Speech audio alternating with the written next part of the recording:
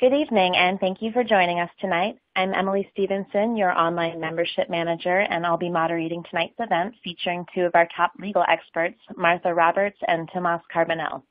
Before we get started, we'll take care of a little bit of housekeeping. I want to call your attention to the box marked Your Questions to the right of the slide area, which you can also make visible by clicking the purple Q&A icon in the dock at the bottom of your screen. Throughout the presentation, you can enter your questions there, and we'll get to as many as we can in the Q&A portion. If we aren't able to answer your question on the air, we'll do our best to follow up with you over email. You'll also find a teal icon of a clipboard in your dock. That's a quick 4-question feedback survey that we hope you'll complete before signing off tonight to let us know how we did. And if you're having any technical difficulties, you can use the yellow question mark icon at the far left of your dock to get assistance. Finally, if you like what you hear tonight, I hope you'll consider clicking the blue Give icon to make a contribution to EDF's Climate Legal Defense Fund. And without any further delay, I will turn things over to Tomas. Tomas? Thank you, and thanks so much to all of you for joining this discussion and for all that you do to protect human health and the environment. I'm Tomas Carbonell, Director of Legal and Regulatory Policy on EDF's Legal and Regulatory team. I've been with EDF for just over 5 years and work on litigation. I participate in regulatory proceedings and engage in policy advocacy on the power sector, oil and gas, and many other issues. Martha, do you want to introduce yourself?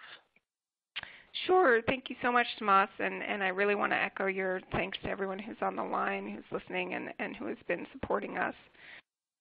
My name is Martha Roberts. I am a senior attorney here at Environmental Defense Fund. I've been here about a little over 2 years, but this is actually my second tour of duty here at EDF. I worked here about 10 years ago for 3 years, and that was what inspired me to go to law school, so it's wonderful and really an honor to be back here and working on the legal team. And I also work on a range of different climate and clean air legal issues, primarily related to climate pollution and air pollution from the power sector and from the transportation sector. Tomas, do you want to kick it off? Sure. Thanks, Martha. So tonight, Martha and I want to take some time to provide an overview of our efforts to protect our climate and health in the Trump administration. And we're hoping you'll come away from this with an appreciation not just of the major legal and regulatory developments that are happening, but also what they mean for your health and well-being and that of your families and communities, and how you can become engaged to work for positive change with us. As you know, the Trump administration has launched an unprecedented assault on bedrock protections for public health and the environment, especially when it comes to protections for clean air and climate. Everything from the Clean Power Plan to oil and natural gas emission standards, to vehicle standards, to mercury standards for power plants, seems to be under threat in this administration. This assault has really high stakes for our climate and health, and there's a lot of ways to think about this and to visualize it.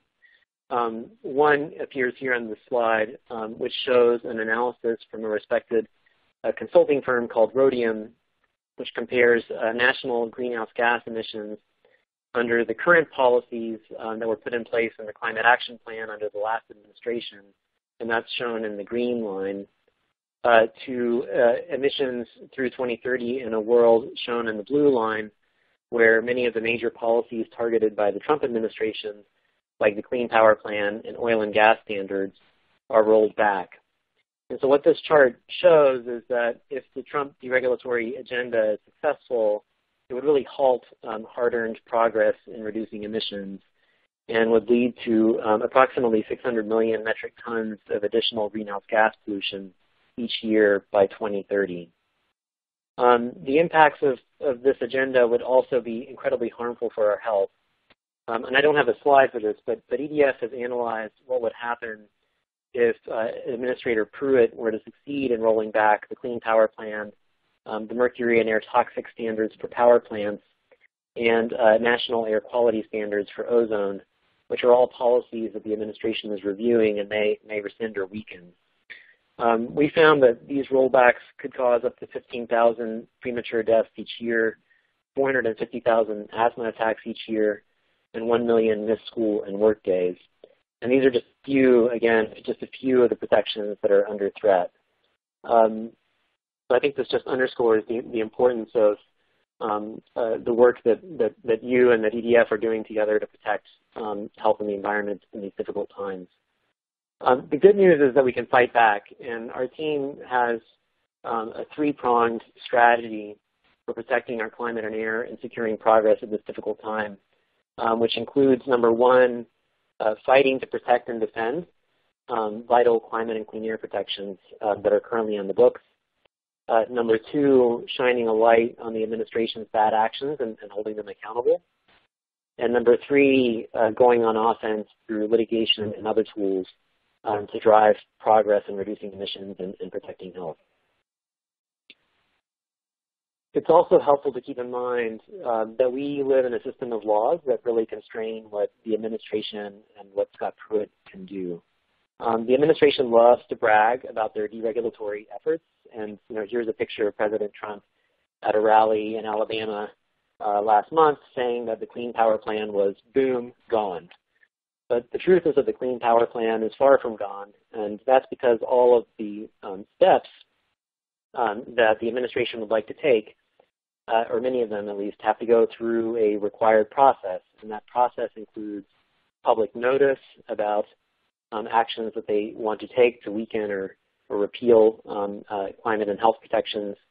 They have to provide an opportunity for public comment, and then there's judicial review at the end of the process. And so there are ways for citizens and for organizations like EDF to get involved at each step, and that's where we come in. And as a result of the work that we've been doing, the administration has actually made much less progress in rolling back key protections than we feared just a few months ago. I want to share with you a recent example that illustrates how we can use these legal tools to protect crucial protections at this really difficult time. Working with many allies and partners, we have recently successfully defeated efforts by Scott Pruitt to suspend crucial oil and gas methane pollution standards that were put in place in June of last year. And for those of you who have not heard about these standards, these are essentially basic common sense requirements for new and modified oil and natural gas facilities around the country. These requirements include basic standards requiring that facilities inspect and repair leaks of gas and use low or zero emitting equipment to limit emissions on their facilities. And they're based on successful state regulations that have been adopted in Colorado and Wyoming and other states. These standards have tremendous benefits. They'll avoid, for one thing, about 500,000 tons of methane pollution from entering the air by 2025. Which is equivalent to the emissions from over 9 million vehicles.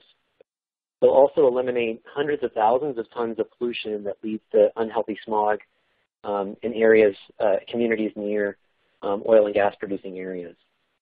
Now, one of the first things that Scott Pruitt did when he arrived at EPA was to meet behind closed doors with the board of the American Petroleum Institute, which is one of the largest trade associations representing the oil and gas industry. And shortly after that, in April of this year, he sent that organization a letter saying that he would reconsider these vital standards and also suspend them for 90 days while he undertook that reconsideration. And he published a notice in June that carried out this suspension, actually after the compliance deadline for these standards had passed. And he did that without providing any opportunity for public comment and absolutely no analysis as to how this suspension would affect public health or climate or communities living near oil and gas operations. It's really hard to overstate just how harmful and threatening this action was. Our science team here at EDF undertook a really careful look at oil and gas drilling records to determine how many oil and gas facilities around the country would not have to carry out basic leak detection and repair practices as a result of this suspension, and how much additional pollution those facilities would generate. And what they found was that there were over 18,000 wells across the country, all drilled just since 2015, that would not have to carry out these basic standards as a result of the action that Scott Pruitt took. And that as a result of that action, there would be over 17,000 additional tons of methane emitted to the atmosphere, almost 5,000 tons of smog-forming volatile organic compounds, and over 360,000 pounds of harmful air toxics, which include carcinogens like benzene. And keep in mind that, as you can see from the map, these wells are located in many cases near urban areas, near schools, businesses, and homes. And so the impacts of this action extended not just to climate, but also to public health in communities around the country. So what did we do in response to this action?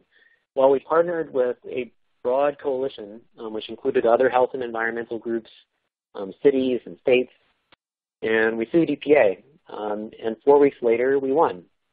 On July 3rd, the D.C. Circuit issued a really scathing opinion in a case called Clean Air Council v. Pruitt that struck down the stay, found that the factual basis for the stay was completely inaccurate, and that the action that Pruitt took in suspending these vital emission standards was completely unlawful.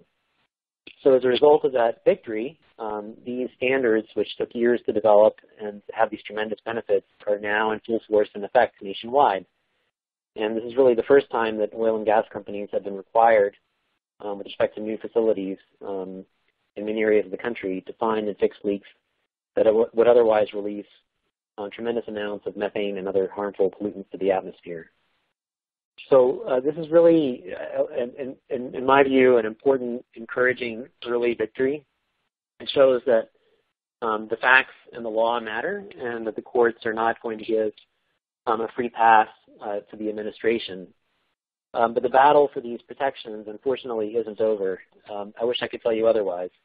But earlier this summer, EPA took a separate action from the suspension that I've just been describing. It proposed a rule that would extend that 90-day stay, which the courts have struck down, by as much as 2 years, and took public comments on that proposal. So EDF and our NGO allies and many others filed detailed comments in early August, commenting on the unlawfulness of this action. And we're expecting EPA to announce its next steps on this soon. So this may be another action where we'll have to be prepared to take EPA to court again if we have to keep these safeguards in place. Related to this fight over EPA oil and gas standards, there's actually a separate fight now underway to protect and defend standards that were issued by the Department of the Interior last year. And these standards require oil and gas facilities on public and tribal lands to reduce harmful pollution and natural gas waste, using many of the same techniques that were covered in the EPA standards. But unlike the EPA standards, these standards apply to existing facilities as well as new facilities on these public and tribal lands. Since 2013, oil and gas companies on public lands have lost almost $1.8 billion of products through leaks and vents and flares. And so these Department of Interior standards are really crucial for our climate. They're good for our health, and they're also good for taxpayers who get increased royalties from gas that would otherwise be wasted to the atmosphere. EDF and our allies had a couple of important early victories in defending these standards. In particular, we helped defend these standards against an early lawsuit that was brought by industry in a couple of states late last year, seeking to block these rules.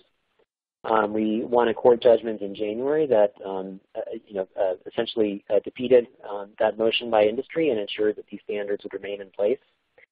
Later in the spring, we also successfully defeated an effort in Congress to repeal the standards, an effort that was defeated by a bipartisan vote in the Senate. But in the latest developments here, that in June of 2017, the Department of the Interior suddenly announced that it would suspend these standards while it undertook a review of the standards and considered repealing them. And like EPA, the Department of Interior did this without any public comment, and again, without any analysis of the climate and health impacts of taking this action. So we partnered again with a broad coalition of NGOs and states and we sued the Department of Interior in district courts in California to challenge this stay. And we actually have really terrific news to share. It's only a couple of hours old. We heard this evening that the district court judge has ruled in our favor on our motion to strike down this stay. And so what that means is that that judgment has immediate effect, and these standards are now back in place with compliance required in January. It's wonderful news, and again, like the victory that we had this summer against Scott Pruitt, something to celebrate. As was the case with the EPA standards, this is a battle that's likely to continue despite today's terrific news. Actually, earlier today, the Department of Interior issued a separate proposal similar to EPA's proposal that would continue a suspension of these standards until at least January of 2019.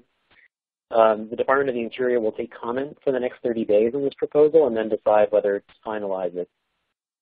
Until the Department of Interior acts on that proposal, the standards will remain in place thanks to today's court decision. But it'll be crucial in the coming weeks for the public to weigh in this open comment period to support strong protections and to oppose any delays in these vital, urgently needed standards. So many of you may be hearing from us soon on this if you haven't already. But this really is a good opportunity for citizens to engage directly in the process and weigh in. So with that, I'll turn it over to Martha now to talk about the Clean Power Plan and some of our other priority areas. Thanks so much again. Great. Thank you so much, Tomas, and thanks so much for that great overview and those great victories. Really important early wake-up calls for the Trump administration that they are accountable to the law, and we will hold them accountable to the law. For everybody who's on the line, I just want to underscore that, Tomas is one of the key heroes that's working on those oil and gas victories, and so it's really nice to have something to celebrate. So way to go. Unfortunately, we don't get too much time to celebrate around here. I want to spend some time talking about another key priority for our climate and air legal team that unfortunately is also under threat, and that's the Clean Power Plan. The power sector is one of America's largest sources of carbon pollution that's threatening our climate. So addressing these emissions is absolutely a top priority for EDF. And encouragingly, the tremendous expansion of clean energy, thanks in part to smart state policy and huge declines in the cost of renewables, means that we're making tremendous progress already in reducing carbon pollution from the power sector. In fact, according to some sources, power sector carbon pollution and transportation sector carbon pollution are now about equal, and this graphic that's on the screen is actually already out of date. So the Clean Power Plan is America's only nationwide limit on carbon pollution from power plants, and it's designed to harness and build on those positive clean energy trends that are already ongoing in the marketplace and in states. It would reduce carbon pollution from existing power plants to 32% below 2005 levels by 2030. Now that's not enough, but it's a crucial first step, next step in the fight against climate change. So by spurring investments in clean energy and energy efficiency, the Clean Power Plan would also reduce a lot of other kinds of pollution, further helping to protect public health. EPA estimated that it would avoid 3,600 premature deaths, 90,000 childhood asthma attacks, and 300,000 missed school and work days every single year once it was fully implemented. As soon as this week, we're expecting the Trump administration and EPA Administrator Scott Pruitt to announce proposed actions that would roll back the Clean Power Plan. There are rumblings and rumors in the press that are happening, circulating around these issues right now. So recent press reports are indicating that EPA will issue both a proposed rule that would repeal the Clean Power Plan outright without any meaningful replacement, as well as something called an advanced notice that would call for public input on a possible and likely much weaker replacement for the Clean Power Plan. So first of all, it's obvious but important to state that rolling back the Clean Power Plan is unconscionable at a time when the threat of climate change is increasingly urgent and dire. It would recklessly take our country in exactly the wrong direction when we have the tragic aftermath of Hurricanes Maria, Irma, and Harvey to remind us, just the latest reminder, that the administration's denial of climate science puts safety and public health of all Americans at risk. Meanwhile, a request for more input on a replacement is really just a red herring. EPA just completed an extraordinarily thorough rulemaking with an unprecedented level of public engagement and outreach during the course of the Clean Power Plan's development. So taking us back to square one is really just a sign that the Pruitt administration is not serious, and this is just a delay tactic. Now, you probably know this, given all of their conduct, but this is really just one other example. So that's the bad news. But how about some good news? So first, as Tomas discussed, it's really important to remember that the Clean Power Plan is still law. As you may know, the Supreme Court decided in a split decision last year to stay enforcement of the rule, but it's still on the books. Scott Pruitt has to follow all of the steps that Tomas laid out, issuing a proposal, soliciting public comment, responding to public comment, if he wants to try and roll it back. We will be there every step of the way to ensure he follows the law, just like we were there when he tried to use shortcuts to end oil and gas protections. There is an incredibly thorough legal and technical record in support of the Clean Power Plan. We will hold Pruitt accountable where he doesn't properly justify his choices. And we hope that EDF members will continue to join us in defending the Clean Power Plan. One key way is by responding to our action alerts. So over 4 million Americans, including hundreds of thousands of EDF members, sent in letters and comments to EPA in support of the Clean Power Plan back when it was in development. When you clicked on a Clean Power Plan action alert, it sent in a public comment to EPA telling them to support a strong Clean Power Plan. Those comments make a difference. They give decision makers like Gina McCarthy, ones that want to do the right thing, more justification for acting with ambition. For Scott Pruitt and his company, they are a stark reminder of just how out of step they are with America. More good news to remember. Take a look at just one indicator of all of the support for the Clean Power Plan all across the country. So up on the screen right now is a map that shows some of the different organizations and individuals that filed in court that joined in the litigation to defend the Clean Power Plan. States across the country, cities across the country, even power companies representing over 10% of all U.S. generation have filed in court to defend the Clean Power Plan. And that's really just a slice of the incredible coalition. There were faith organizations, national security leaders, eminent energy experts, major corporations, and many others that spoke up to defend the Clean Power Plan. Remember, you can make a difference by raising your voice and by reaching out to your political representatives, to your power company, and asking what they are doing to support strong climate protections. EDF, of course, has been engaged throughout the litigation together with an incredible coalition of state, non-governmental organization, and power company partners. We are anxiously awaiting what next steps we will see from the Trump administration. It's really hard to know because they're certainly not looping us into their plans, and because the administration itself is so haphazard. But we're confident that our record in support of climate action is rock solid. So I wanted to take a moment to highlight that Tomas and I have really just focused on just a slice of EDF's federal climate and air legal work. And we wanted to just look at some of our oil and gas and Clean Power Plan efforts so that you could get a more in-depth view. But I want to be sure to highlight the range of other work we do to protect and defend America's climate and air quality safeguards. We are deeply engaged in efforts to stave off a rollback of existing standards for greenhouse gas pollution from cars and trucks. In fact, a public comment deadline for EPA's Clean Cars rollback is actually tomorrow. So that's another great opportunity to weigh in favor of climate protection.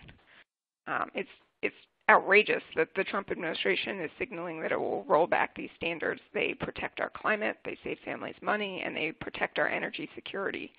And we're prepared to take them to court if they finalize weaker standards. We're also immersed in legal proceedings over air quality standards for smog, as well as different power plant control programs that reduce smog emissions.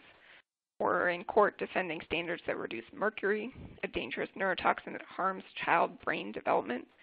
And we are keenly aware that Scott Pruitt has fought these common sense protections every step of the way.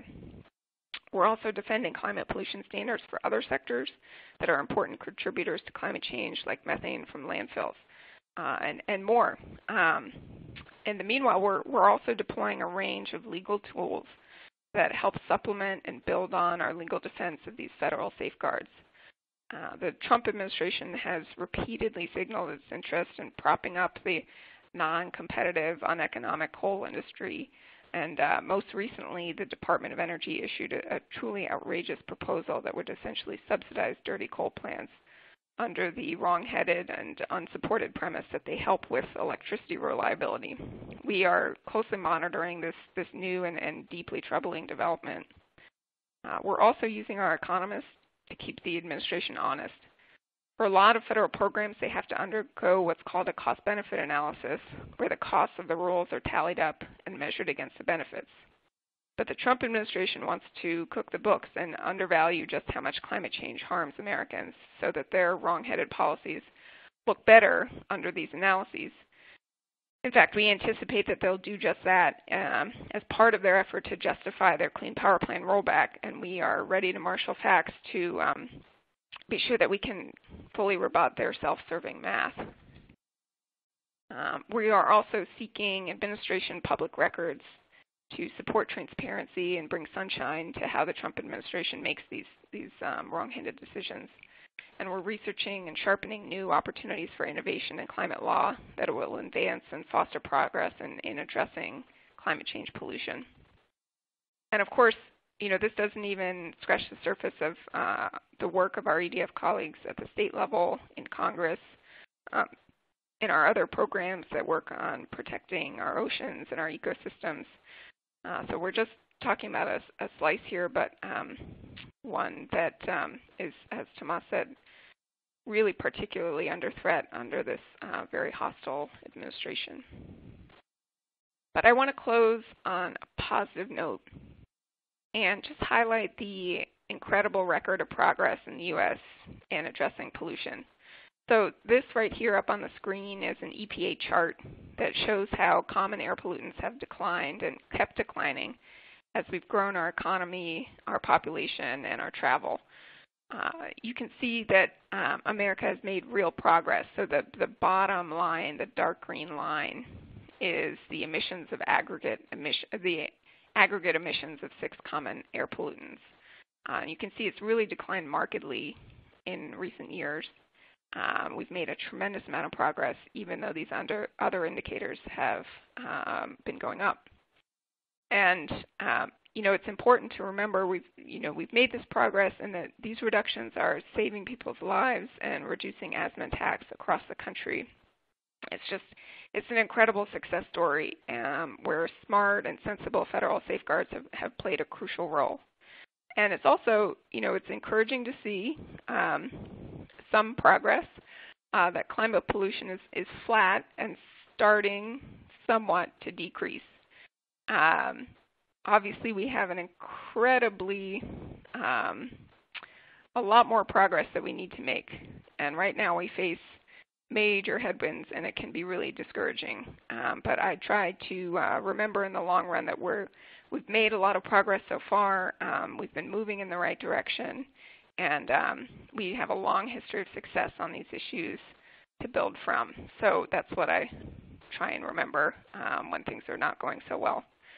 So with that, I think we're ready to take questions. All right. Very cool that we had a win tonight. So our first question actually is a pair of questions kind of getting at the same thing. William asks what the actual impact is for submitting public comments when our leaders, Pruitt and Zinke, seem to be fixated on undoing all of the regulations that are being commented on. And Richard also asked if the number of comments actually has a real impact, and if he ignored a voluminous number of comments that were in opposition, would that have relevance in court? So I can grab that one. So I think, one, as I mentioned earlier, public comments are incredibly important for shaping the discussion around different federal safeguards. For this administration, they have, as Tomas really pointed out, a lot of big talk about how they are, working on behalf of Americans, and that they are not elitist, and they are, for the common people. And I think the reality, I know that the reality is there's an incredible amount of support across the country for environmental safeguards that protect our public health, protect our environment. And so it really erodes the administration's credibility when enormous amounts of public comment pour in, showing that there is tremendous public support for these different safeguards, both for oil and gas standards and for transportation standards. EPA has held public hearings, which is another opportunity where EDF members have in some cases come and testified. And in both cases, it was overwhelmingly in favor of maintaining those important safeguards.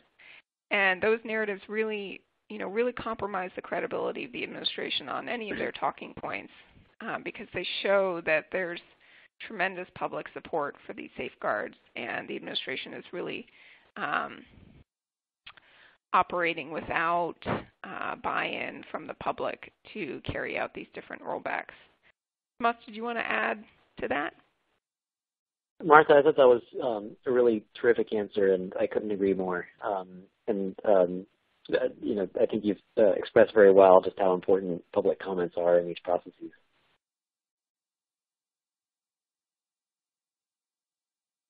All right, our next question is from Marnie, who says, besides individual donations, what other sources of financial support are helping EDF with our legal work?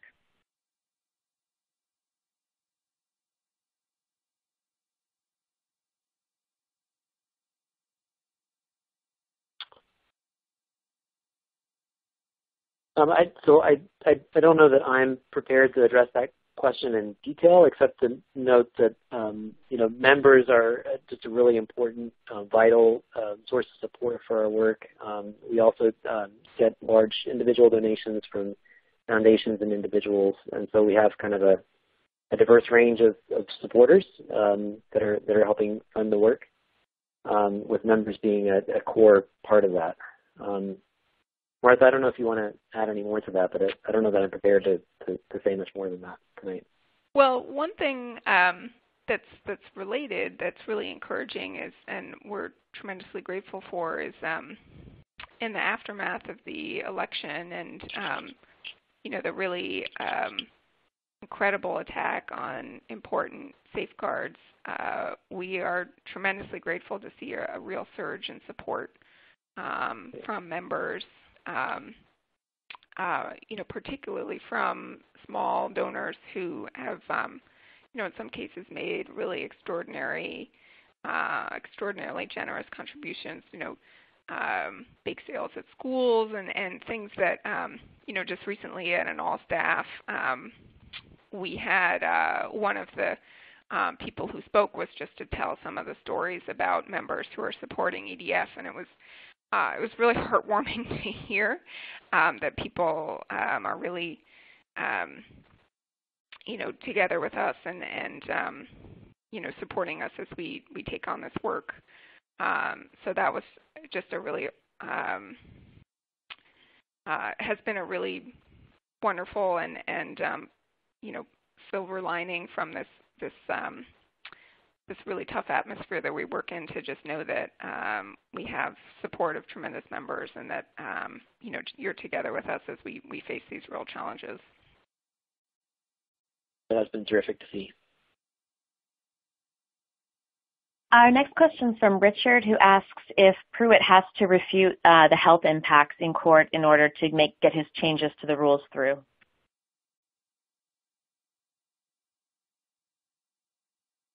Moss, you want to take that, or I can? I'm sorry, could you repeat the question?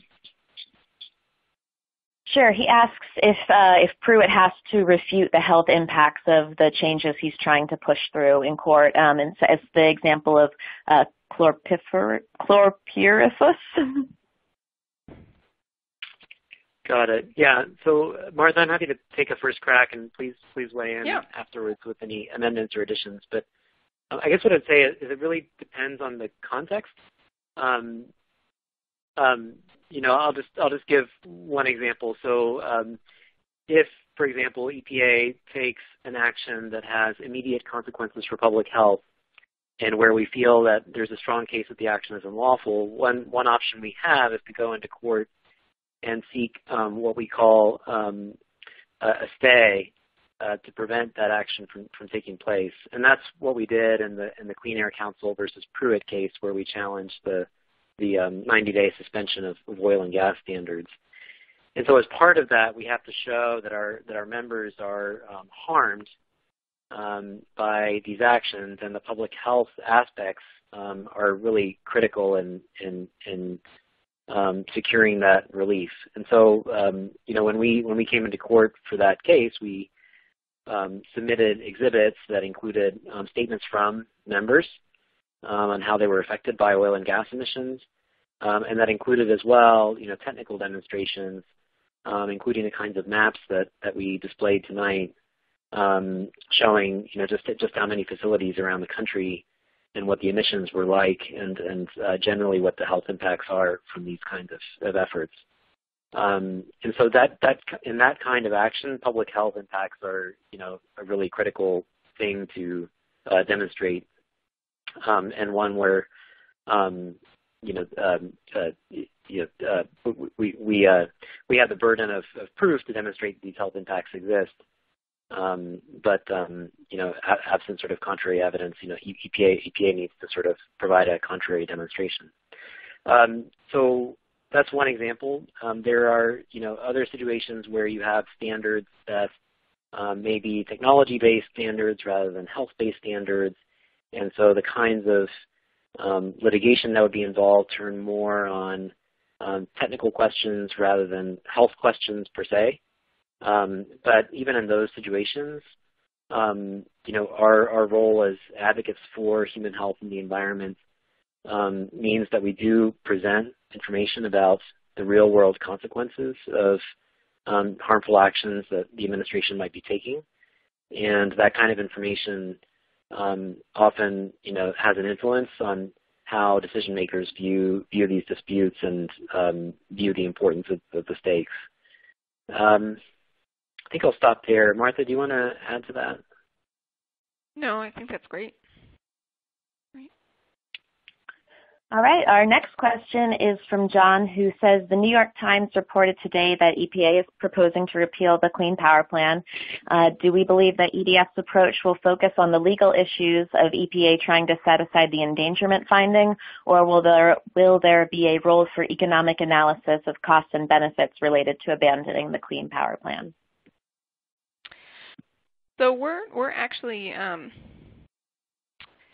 it is not clear yet whether the Clean Power Plan package that the administration will release imminently, that we expect imminently, it is unclear how it is going to address the endangerment finding, which is EPA's foundational finding in the aftermath of Massachusetts versus EPA, this incredible compilation and review of the huge body of climate science and the overwhelming scientific consensus that human emissions of greenhouse gases are primarily contributing to climate change. And the agencies carefully consider determination that those emissions are endangering human health and welfare. That's where the endangerment finding, that name comes from. It is literally a finding that those emissions are endangering human health and welfare.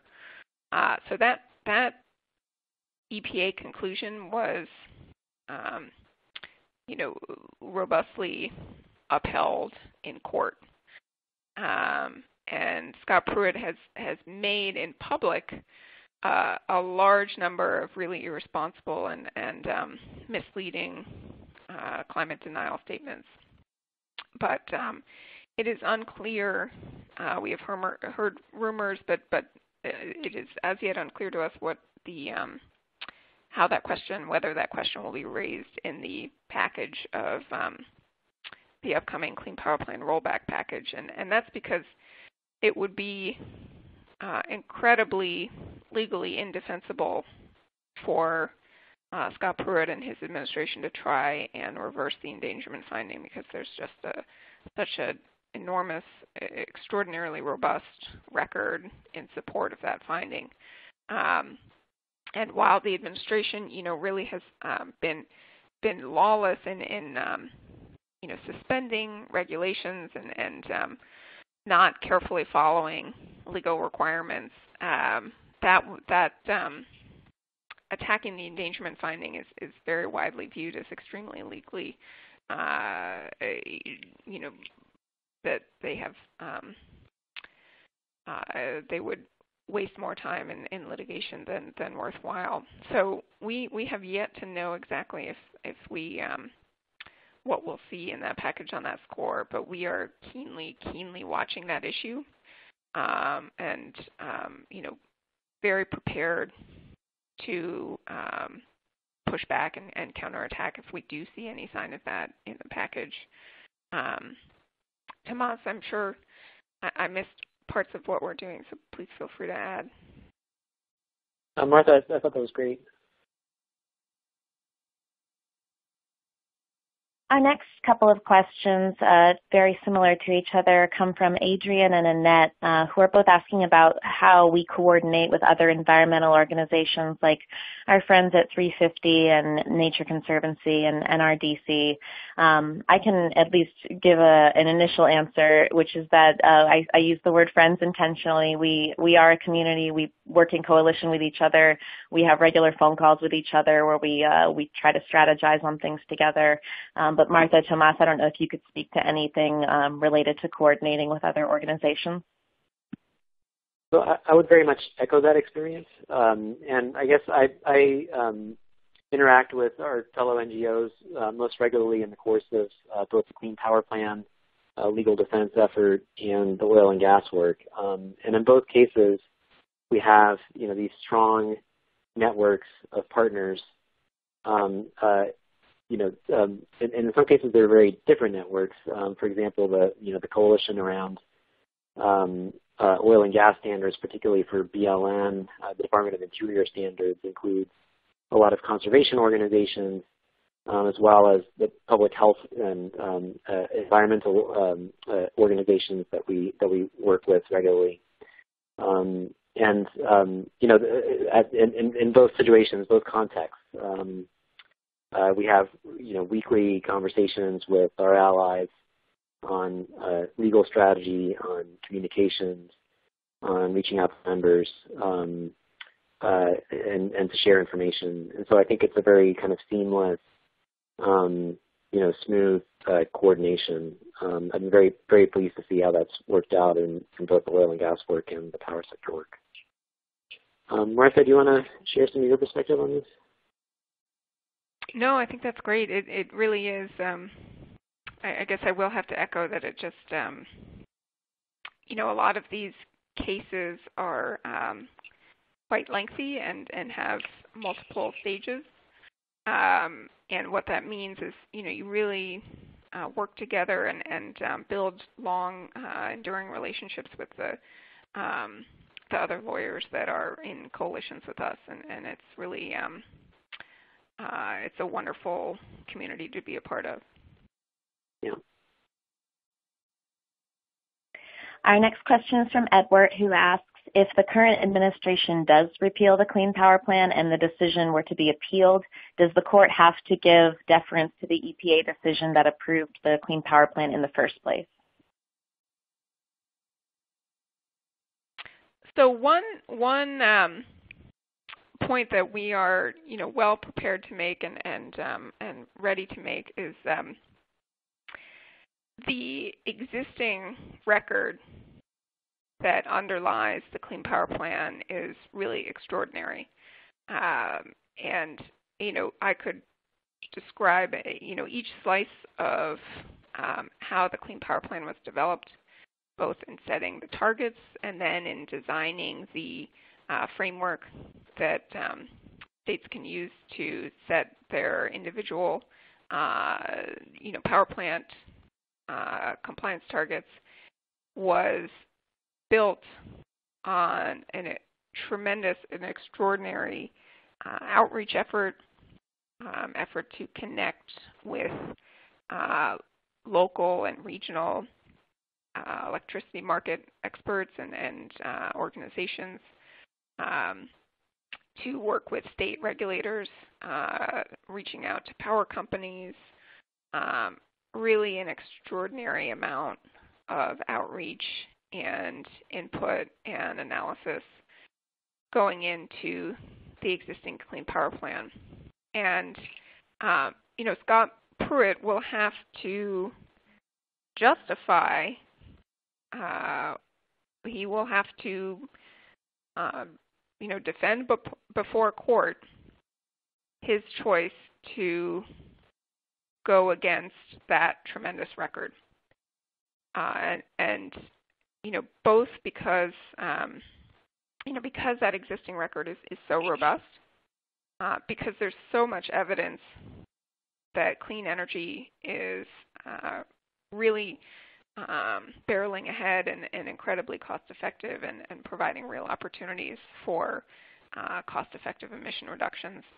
We think that he will have an incredibly high hurdle to cross to be able to justify why he is countermanding that really rock-solid legal and technical record that underlies the Clean Power Plan. So, he will try.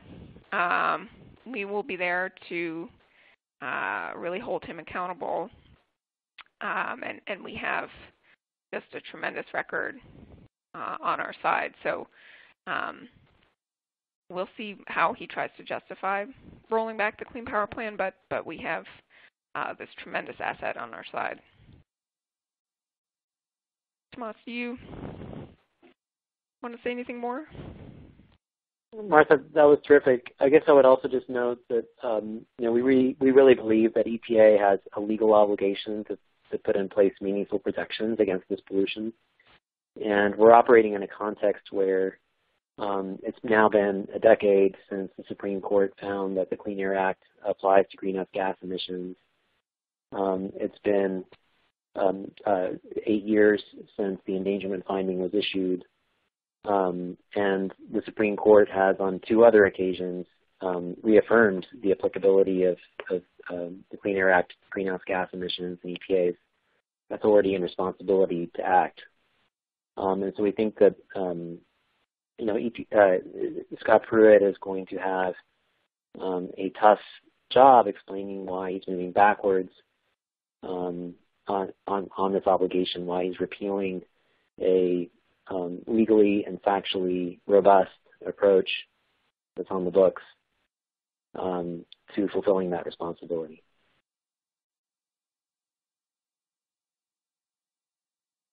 Our next question is from Billy, who says there was considerable information from recent Freedom of Information Act requests regarding Scott Pruitt's exclusive meetings with industry leaders, especially folks from the coal industry. What, if any, legal actions can be pursued regarding this exclusive access that he's given to them? So we actually have a robust effort to file Freedom of Information Act requests, including regarding Pruitt's schedule, to bring to light and really bring transparency to how Pruitt is, the company he keeps and the schedule he keeps. There is actually a really long-standing bipartisan history at EPA of making senior manager calendars public, which Scott Pruitt ended without any comment or notice, and he has recently, after a lot of public outcry and many Freedom of Information Act requests submitted for his calendar, made an extremely limited and heavily curated and edited version of his calendar available to the public. I think there were something like 50 or 60 separate Freedom of Information Act requests for information relating to Pruitt's calendar, including one from Environmental Defense Fund. It is really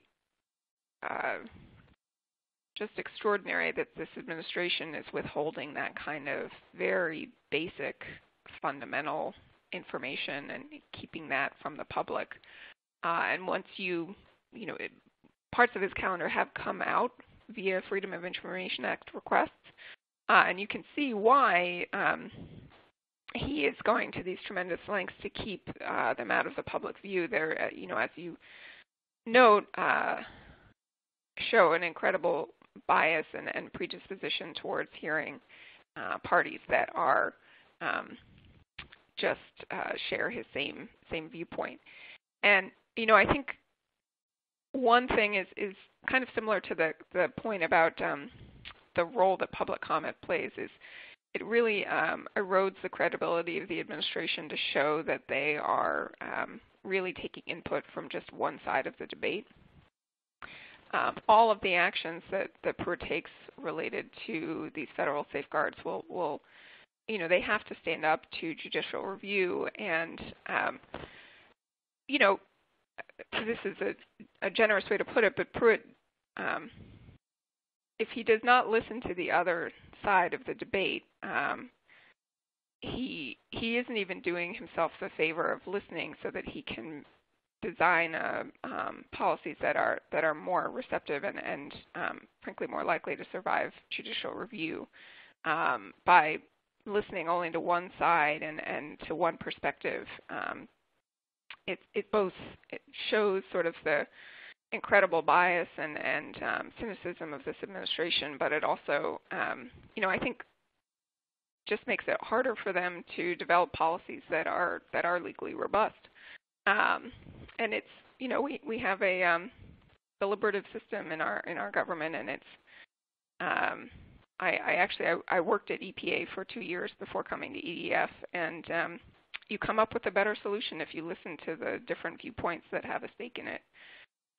So Pruitt is, doing a disservice to the public, certainly, but in some ways to himself by really foreclosing input from anyone other than his narrow interests. Moss, do you have anything to add to that? Thanks, Martha. I thought that was great. Our next question is from Norman, who asks, being so dependent as we are on court decisions, are you concerned that as the composition of the courts changes, you'll have fewer successes?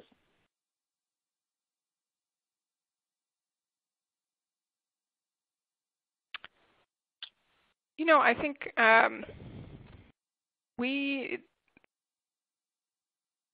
have a system of law in our country, and we have a great deal of confidence in the legal authority that EPA has to act and to protect the public here, and in the record that defends their actions. So we think that our arguments are robust and will stand up in court regardless of the ear that is hearing them. Moss, sure you can build on No, that? I agree. Yeah. think we have time for one or two more questions. This one is from Edward, who asks what actions EDF is taking to cut down on fugitive methane emissions and close off methane gas leaks. So the question is, what actions is EDF taking? Yes.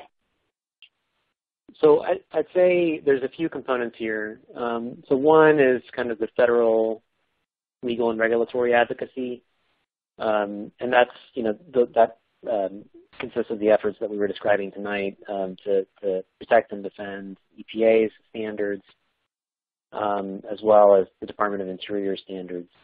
I should note that one additional action we've taken within the realm of federal regulation is because of EPA's regulation of methane for new oil and gas facilities.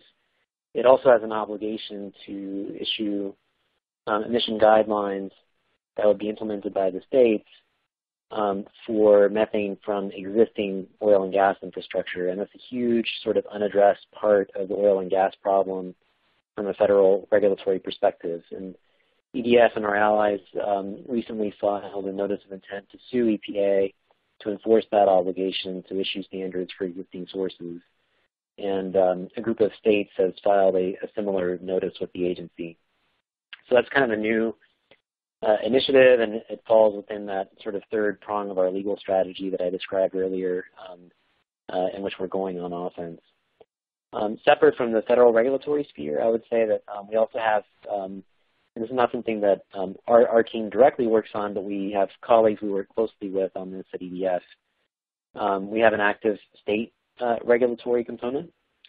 And so that includes, interacting with regulators and also with companies at the state level to try to put in place protections in areas where we can. And we have scored some important victories over the last few years on that front, including in places like Colorado, Wyoming, California.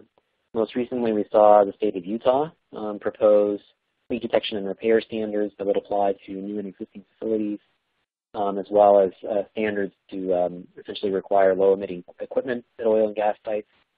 That's very encouraging to see, and it shows that I think that we're able to reach out and build, really effective coalitions, even in states that are have otherwise, kind of difficult political environments for us.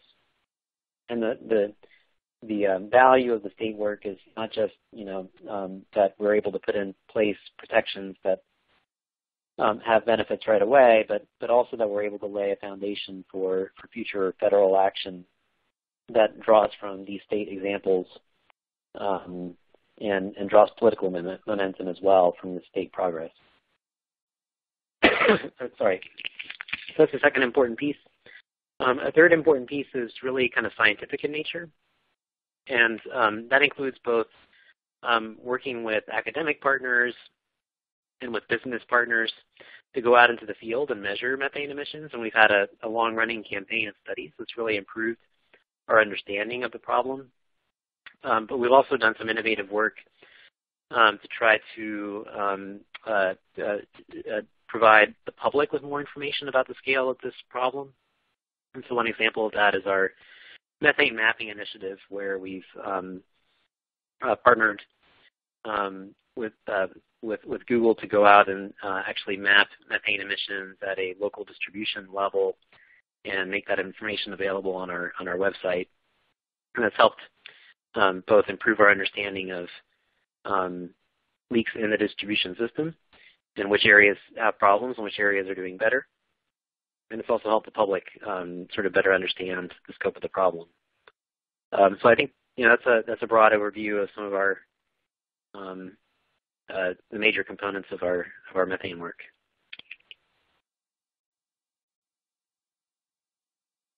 All right. I think that's just about all the time we have for tonight. If we didn't get to your question, we'll do our best to follow up with you over email in the next few days. We'll also be sending out a recording of this event to everyone who registered or attended. And based on the requests we got from some of you, we'll also be including a link to that action alert for that comment deadline tomorrow for the Clean Car Standards and some of the citations for the Clean Power Plan Health statistics that were mentioned. Before you go, I hope you'll take our quick 4-question survey to tell us how we did. And I want to thank our speakers for taking time to talk about their work with you. And I want to thank you for joining us tonight and for everything you do. And have a great night. Thanks so much for joining us, everyone. Yeah, thank you.